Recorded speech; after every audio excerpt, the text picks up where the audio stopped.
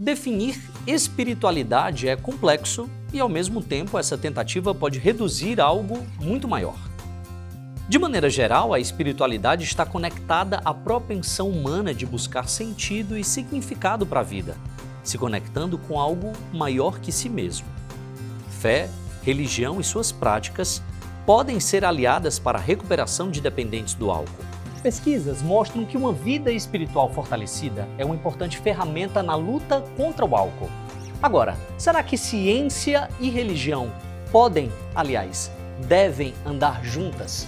Essa é apenas uma das perguntas que nós vamos buscar respostas com fé nessa nossa dose de esperança de hoje.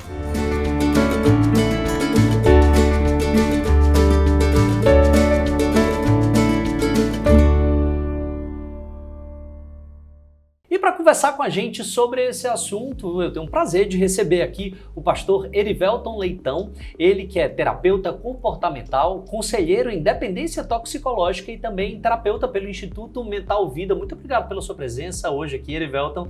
E quem está aqui também com a gente é o André Luiz, ele que é ex-usuário de álcool e drogas, foi resgatado pelo programa do pastor Erivelton e que hoje trabalha como monitor na Casa Bom Samaritano.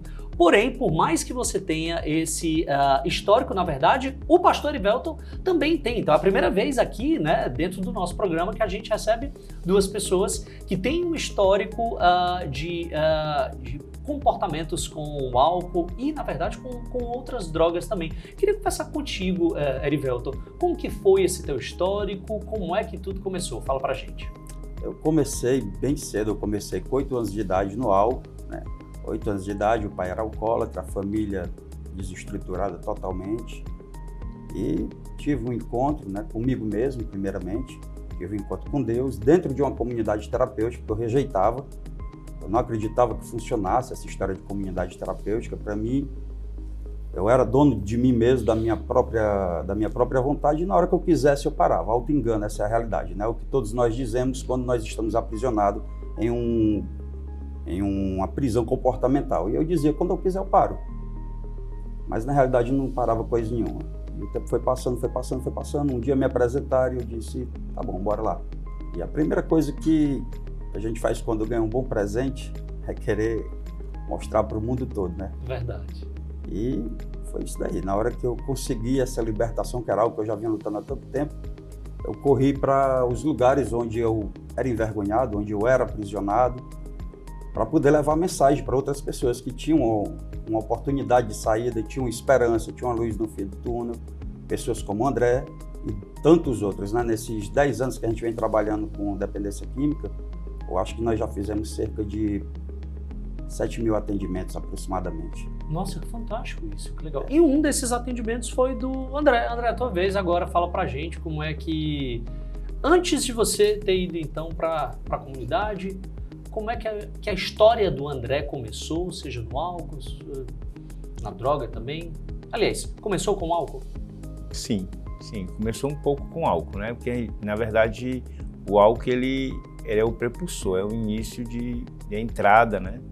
André, qual que foi a situação mais complicada, a situação mais difícil, né, que você tenha passado enquanto você estava na vida do álcool e das drogas? Foi o que eu perdi, né? Família, né? Perdi o respeito, né? E o controle de tudo que eu pensei que tinha, né? Na minha vida eu perdi. Não tinha, as pessoas se afastam, a família, a gente perde o convívio familiar, a gente perde a autoestima, a gente perde a noção de viver, a gente perde o estímulo de viver. O álcool, a bebida, a droga tira tudo isso de você, né? Ela tira a expectativa, a esperança, né? Ela tira o amor próprio, né? E quando a gente perde isso, a gente perde todos os valores. Tem um pastor Erivelton aqui, eu tenho certeza que ele vai conseguir falar para todo mundo o seguinte: como foi que a espiritualidade te ajudou em específico, cara? E como é que você conheceu a espiritualidade que hoje você carrega? Na realidade, quando a gente fala de espiritualidade, a gente fala de algo maior, né? Algo transcendental. A gente não está falando de algo material, algo tangente, que a gente possa ver, sentir ou tocar. A gente fala de algo transcendental. E quando nós estamos anestesiados pelas drogas, pelo álcool, a gente perde um pouco, sabe, esse contato com o espiritual, com algo maior. É como se não tivesse sentido coisa nenhuma. Quando eu cheguei na comunidade terapêutica, onde eu me tratei, eu pude tirar um tempo para mim mesmo, para pensar em tudo, para refletir em tudo, e pude voltar a ter contato com valores e princípios que antes estavam ali adormecidos, né? Valores e princípios que são universais, não diz respeito a religião nenhuma, mas que são universais, como amor, como equilíbrio, paz, esperança, verdade, né? Então são valores e princípios que todos nós precisamos ter para ter uma vida equilibrada, né? E que a gente perde o contato quando a gente está neste mundo. E lá dentro da comunidade terapêutica eu pude voltar a ter contato com esses valores, com esses princípios, e a gente pode voltar a perceber que existe um sentido maior em tudo, né? Existe um sentido maior na vida, existe um sentido maior no nosso dia a dia, né? Na nossa conduta, e através disso a gente vai mudando a conduta e vai tendo uma percepção de que existe um poder superior, né? Que controla tudo, que projetou tudo, e a fé nesse poder aqui nos dá a força que a gente precisa. O dependente químico, o viciado em álcool, na verdade, o alcoolista com a religiosidade. Porque tem muita gente que acha que, na verdade, é falta de... A expressão vergonha pode parecer na cara. Exatamente. Você leu a minha mente agora. Tem muita gente que diz exatamente isso. É falta de vergonha na cara. Isso é falta de força de vontade. Então, trazer a religiosidade para esse momento não cabe. O que é que vocês pensam disso? Quando esse tipo de comentário chega até vocês que agora estão abraçando a causa, né? Como é que o André recebe esse tipo de comentário? Na minha caminhada, se eu não tivesse conhecido uma comunidade terapêutica, eu não estaria hoje aqui de sua frente, né, Ilan? Né? Não estaria, né, numa comunidade terapêutica, eu não estaria vivendo de novo.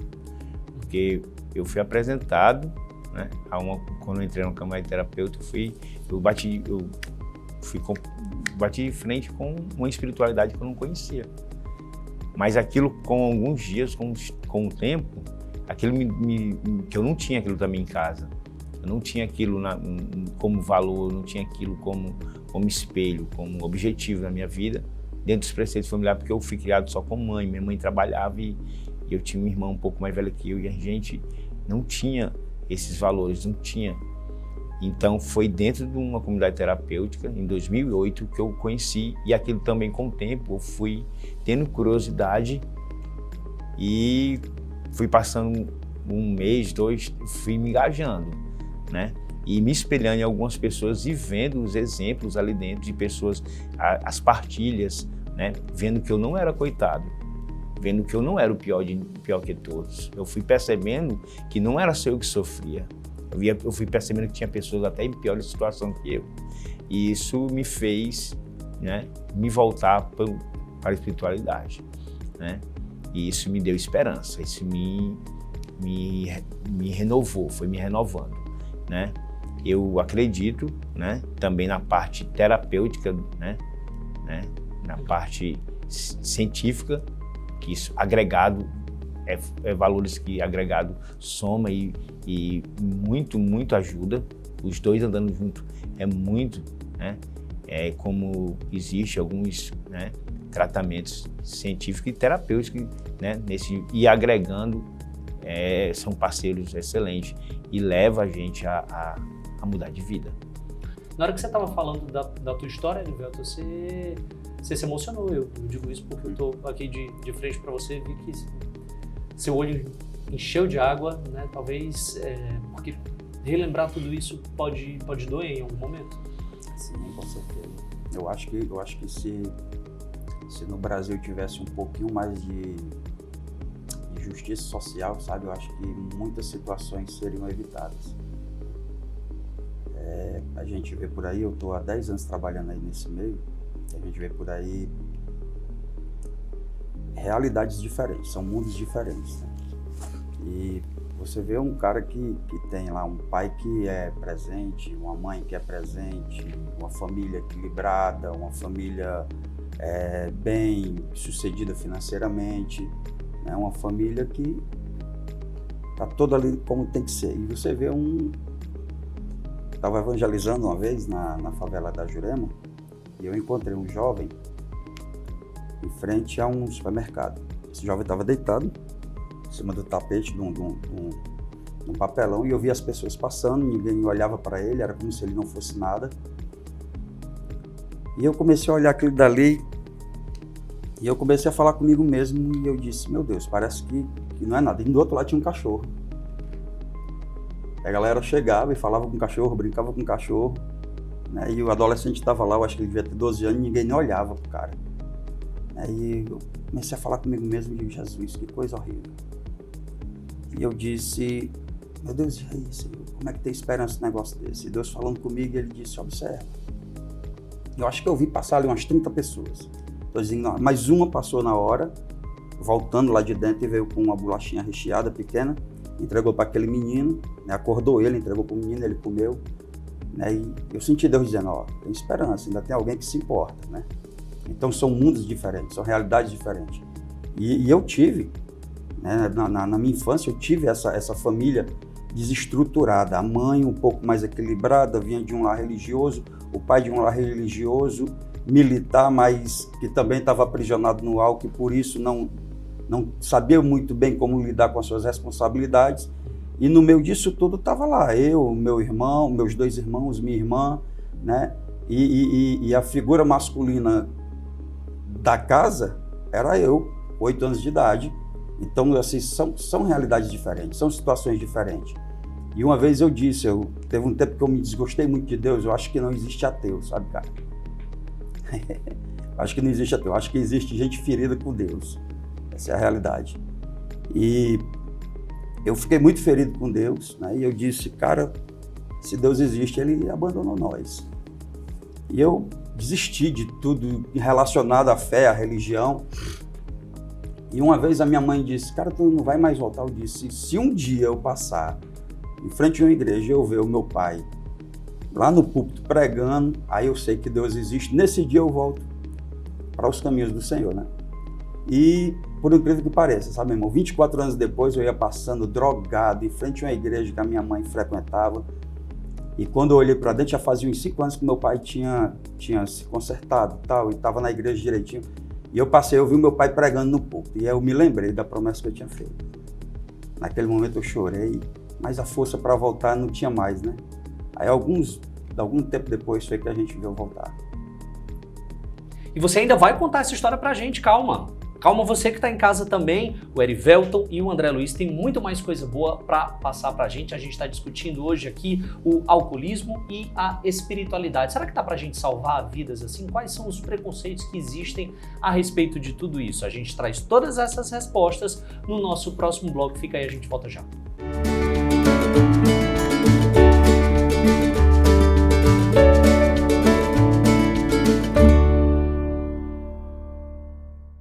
Nossa dose de esperança já está de volta e hoje nós estamos falando sobre a espiritualidade como ferramenta na luta contra o álcool. Agora, quando a gente fala nesse assunto, responde para mim, como e onde a religião entra nessa luta? Uma das compreensões de religião é sua forma como sistema organizado de crenças e práticas. Participar de algo sistematizado dá a sensação de pertencimento do indivíduo a determinado grupo. Esse sentimento também é um importante ingrediente na recuperação da dependência do álcool. Nosso programa já está de volta, hoje trazendo um assunto, aliás, hoje a gente está adentrando mais em um assunto que a gente trouxe em outros programas de uma forma mais en passant, de uma forma mais geral. Hoje a gente está sendo específico, a gente está tratando o álcool e a espiritualidade. Para isso eu estou recebendo aqui essas duas figuras que estão trazendo histórias altamente inspiradoras. Até agradeço mais uma vez hoje aqui a presença do pastor Erivelton, ele que é terapeuta comportamental, é conselheiro também em dependência toxicológica e tem uma história de vida que eu tô já curioso aqui para saber o restante da história que ele estava contando no nosso primeiro bloco. O André Luiz também está aqui. O André Luiz, ele teve um histórico em que durante muitos anos da vida dele, ele teve contato direto com álcool e outras drogas, mas hoje é monitor dentro do projeto Bom Samaritano, né? Que outros momentos eu posso dizer que te marcaram até hoje, cara? Momentos assim que você acredita que você não vai conseguir apagar? Foram muitos, né? Principalmente no seu familiar. Um cara que ele é drogadicto, né? É o termo que nós usamos. O adicto, na etimologia da palavra, ele quer dizer escravo, né? Aficionado, né? Aprisionado a alguma coisa ou alguém. Por isso o nome adicto. E um cara que ele é drogadicto, ele está de fato aprisionado.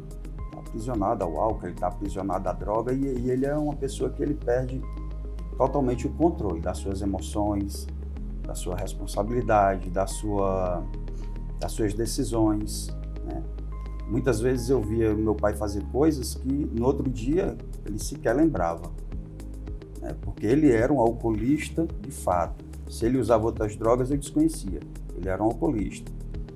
E então assim, foram muitas situações, né, que faziam a gente querer se afastar da realidade. Essa é a verdade. E graças a Deus hoje vocês se afastaram, graças a Deus vocês estão em outra vibe.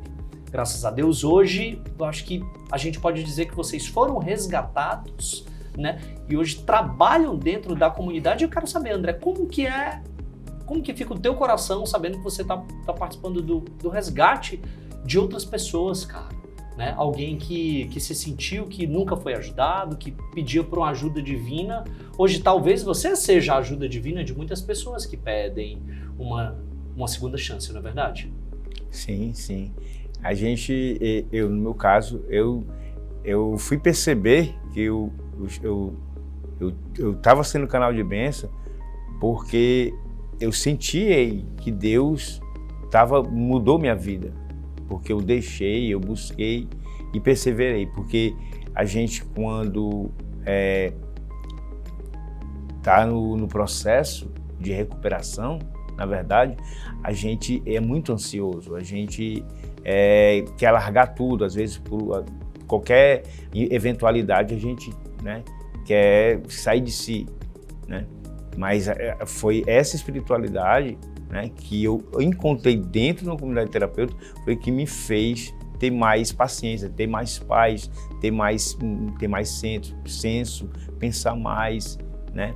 Não só em mim, né? Porque também quando eu penso só em mim, eu esqueço de quem está ao meu lado, né? E eu comecei a pensar também, minha família hoje é pequena, eu perdi pai e mãe, né? Minha mãe eu senti bastante, porque minha mãe era minha mãe foi quem, né, continuou. Estava ali do lado, né, cara? Exato. Meu pai senti também, mas foi menos, mas senti. Mas foi dentro dessa comunidade que eu resgatei os valores de família. E eu vejo hoje, é minha família, né? E exemplos, né? Como eu estou ao lado dele, o pastor Erivelton, que o negócio dele é cheiro, o negócio dele é chamar do lado, o negócio dele é abraçar, o negócio dele é ensinar. E esse exemplo é que me faz e me impulsiona a prosseguir na comunidade terapêutica. Eu terminei meu tratamento dia 26 mês passado, né? mês de novembro terminei, mas eu ainda estou em tratamento e quero continuar em tratamento. Por quê? Porque é minha família. Eu estou preso? Não estou preso. Preso eu estava na droga. Preso eu estava na rua, né? Porque nos 17 anos de droga, de álcool, somente de droga, eu passei 8 anos, no final de 2014 agora até 2020, eu passei na rua. A minha irmã ia atrás de mim, eu não queria ajuda. Ela passa menos um mês numa comunidade terapêutica, passa menos um mês numa instituição. Eu disse, não quero. A minha sobrinha, que é minha filhada, também às vezes dizia, tio, eu não aguento. Tio, você está se matando. Olha como é que você está. Eu cheguei a pesar 58 quilos. Nossa. 58 quilos. Né? Eu deixei tudo para viver uma vida de derrota, viver uma vida, sabe? E como o pastor falou do rapaz, desse adolescente que estava perto do supermercado. De uma certa forma você se vê nele, né? Sim, mas realmente eu eu achei que o que eu conheci um tempo, em 2008, de Deus, da espiritualidade, eu pensei que aquilo tinha me derrubado. Porque eu abandonei. Isso, mas através de pessoas, até na situação que eu me encontrava, de me ajudar, de querer, dava uma palavra, tentava me levantar, que isso foi o que aconteceu. Agora, né, na metade do ano de 2020, né, de uma senhora já de meia idade que me ajudou muito, outras pessoas que eu vi que Deus existe, que Deus, rapaz, Deus, sabe? Eu tenho que voltar. Que legal, cara. Que bom que você está falando sobre isso. E eu, na verdade, queria trazer agora um tema, porque é o seguinte, sempre quando a gente fala sobre espiritualidade e ajuda a pessoas que estão passando por esse vício em álcool e drogas, eu acho que automaticamente, quer queira, quer não queira, você sempre acaba remetendo àquelas ações de entrega de sopa, né? Aquelas ações de comida na rua, seja durante os finais de semana, seja durante a noite, né? Tem muita gente que acha que as ajudas de igrejas, de centros espíritas, de toda e qualquer religião, mas sempre ligada a essa espiritualidade, tá nessa história da entrega da sopa. É mais ou menos por aí que as coisas acontecem, ou na verdade vocês utilizam isso como um veículo para que vocês possam utilizar a espiritualidade para resgatar essas pessoas, Erivelton? Existe uma necessidade real. Existe uma necessidade real. Tem muitos pontos que nós vamos na cidade que são bem assistidos. Praça do Ferreira, Cacau, por aí vai. São pontos que são bem assistidos. Que muitas vezes a gente chega ali com a sopa ou com outro tipo de alimento, com outro tipo. E já tem passado 2, 3 equipes e está todo mundo alimentado. Mas sim, verdade. De fato, se você passar pela Praça do Ferreira, você, acho que independente do dia da semana, você sempre consegue ver sim, esses grupos religiosos prestando esse auxílio, né? Todos os dias. E no final de semana ainda é mais acentuado, porque no sim, final de semana, durante o dia também tem. Né? No meio da semana é mais à noite. Mas existem lugares, existem outros pontos que a gente consegue chegar, que tem pessoas que a primeira refeição do dia está sendo aquela que a gente está levando. Que no período de inverno está dormindo debaixo senhoras, pessoas idosas, crianças, mães com crianças de peito, estão dormindo debaixo de alpendre, no relento, com frio, e a gente leva ali um cobertor, então faz uma grande diferença. Mas é também um pretexto para a gente chegar perto e oferecer uma ajuda mais real, né? Uma ajuda mais efetiva. Tem muita gente que está acomodada na rua. É uma realidade infeliz, sabe? Tem muita gente que está acomodada, que não quer sair da rua. Mas tem muita gente ali que chora pela uma oportunidade de sair dali e mudar a vida dela, né? E eu te digo isso, na verdade, eu toquei nesse ponto do alimento, porque eu sei que há um preconceito muito grande quando a gente fala sobre todas essas ações da espiritualidade, aliás, não da espiritualidade, que é como se a gente estivesse falando de um divino, né?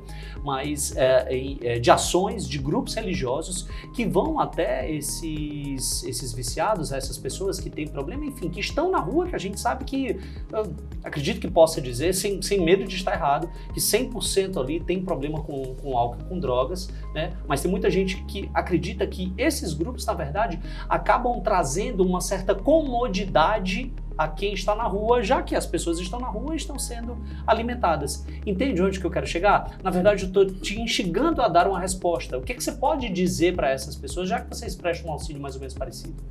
Eu acredito, Elan, que é um trabalho essencial, é um trabalho que não pode parar de maneira nenhuma e que de maneira alguma vai impedir alguém de querer sair da rua. Eu acho que existem pessoas e existem pessoas. Existem pessoas que estão na rua e que, como eu disse, estão acomodadas, isso é uma decisão delas, não impede ou diminui a necessidade delas de receberem ajuda lá onde elas estão mesmo, é um livre-arbítrio delas. Mas existem pessoas que estão ali por extrema necessidade e que anelam muito pela uma oportunidade de saírem da rua, de ter um recomeço, de serem ressocializadas, de voltarem ao âmbito social, de ter a sua casa, de ter o seu trabalho, de ter o seu emprego, de ter a sua independência, né? E Esse trabalho não é porque eu estou levando um prato de sopa que o cara não quer sair da rua. Não, ele não quer sair da rua porque ele gosta do estilo de vida na rua. Na rua tudo é permitido. Na rua tudo é liberado. Tudo, né? Pode, né? Tudo era, pode. Era exatamente por isso que você não queria sair da rua, André? Também. Era mais ou menos por causa disso? Mas porque tudo pode? Você tinha uma liberdade maior? A questão não tanto da liberdade, eu sempre tive. Fui criado só com mãe, tinha liberdade. Eu não tinha a figura de brincar, de chegar aí. Sabe, minha mamãe, quando chegava que eu tinha feito uma coisa em casa, eu já tinha feito. E aí chegava cansada.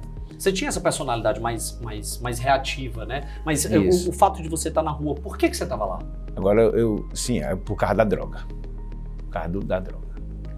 A minha questão, quando eu fui para a rua a primeira vez, eu perdi o controle de pagar um lugar, de estar pagando meu aluguel, de estar trabalhando, vendi tudo e aí passei uma noite na rua. Poxa, passei uma noite na rua, passei uma noite. Ganhei isso, batalhei isso, conversei, enganei, né? Me saí bem, passei outra noite, outro dia. E aí foi quanto tempo? 8 anos. Foi 8 anos. Me acostumei a estar na rua. Eu tive uma experiência não parecida com a minha, de uma pessoa que tinha todos os membros familiares, um jovem, eu disse, cara, não faça isso. Depois que ele expulsou a mãe, o irmão, as duas irmãs que veio um de cada vez chegando, o irmão veio de carro, depois veio a mãe com as duas irmãs, e meu filho, sabe o que ele disse? Não, eu quero ficar com esses caras aqui. Isso aqui que é liberdade. Mas ele não entendia onde ele estava, ele não tinha a consciência do que ele estava trazendo para a vida dele. Porque muitos que estão na rua estão para uma situação, né, adversa, e ele não. Aquilo não era uma escolha, não era uma decisão coerente à realidade dele. Entendo. E depois que ele foi até um pouco terrorista com a mãe, com as duas irmãs, disse, poxa, cara, meu irmão, tu tem essa família toda, ei, tu tem esse porto seguro, poxa, não faz isso, cara, ei, reflete, pensa, que tu fez, olha, tua mãe chorando, cara, tua mãe, olha as tuas irmãs. E ele ouviu? Ele não, na hora no uso da droga ele não percebeu muito, mas depois que acabou, cara, foi o que eu fiz, a minha família veio atrás de mim, ei, você pode me ajudar, porque eu tô com medo de passar ali, porque ele não era das áreas, não era Aí eu disse, não, meu irmão, a gente vai. A gente foi, eu fui com ele, o outro não quis ir, porque estava ali querendo pegar outra correria. Eu disse, não, meu irmão, vamos lá. Fui até numa certa altura com ele, passemos pela favela, pela área, né? E ele foi para casa. E cada um seguiu sua vida, assim como depois eu não vi vocês mais seguiram a vida de vocês, e que hoje estão aqui trazendo essa história de superação, essa história de alegria e essa história que está inspirando muitas outras pessoas. Erivelton, em uma resposta curta, em poucas palavras, o que você pode dizer para dar uma dose de esperança para quem está assistindo a gente, que ouviu a gente até o fim e que espera ter essa vontade que você teve? Existe esperança. Essa é a mensagem, existe esperança. Existe um Deus no céu que se preocupa com a gente. Existem pessoas que nos amam. Existem pessoas que acreditam na gente. E eu acho que falta a gente acreditar na gente mesmo, sabe? Falta a gente apostar na gente mesmo. Tem um versículo na Bíblia, está lá em João 3,16, que diz que Deus ele amou o mundo de tal maneira que deu o seu Filho único, para que todo aquele que nele crê não morra, mas tenha a vida eterna. E o que eu entendo com isso é que Deus está mandando uma mensagem para nós. Ele está dizendo, cara, eu acredito em ti. Eu acredito em ti de uma forma tão profunda que eu vou apostar tudo que eu tenho no teu sucesso, que é a vida do seu filho. Então, há esperança, né? Basta tão somente que nós acreditemos também.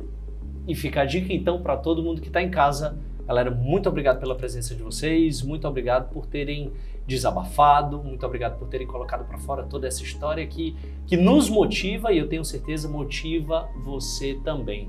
Eu sou Ilan Gugel, a gente já vai ficando por aqui na nossa dose de esperança diária. A gente espera do fundo do coração que você tenha se incentivado e que a partir de agora aquela centelha da motivação e da esperança tenha se acendido também no seu coração.